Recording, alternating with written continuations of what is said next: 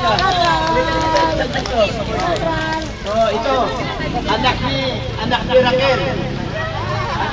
Ito panganay si Ivan. Ay, ang balato. Si Kate, pangalawa, pangatlo si Iris, pangapat si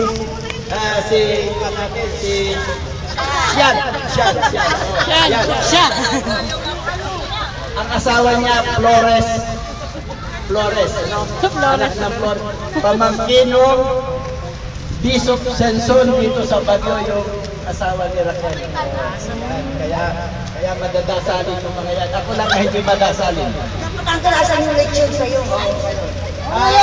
Next year. Hindi naman nasabi agad ng maaga ngayon eh. Hindi na tayo pag-ganyan. Sa susunod na taon.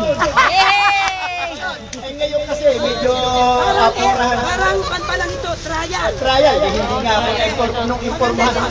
Nung may mag-text sa akin, nag-meeting na kayo, kaya na-text eh. So, hindi ko alam mag-ano ito.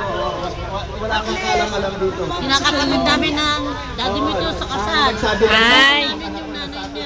Ito ang memorable sa nanay ko at saka sa papa nyo.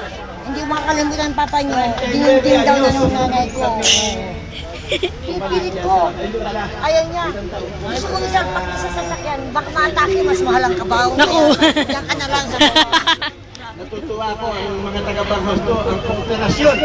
Ang gaganda pa naman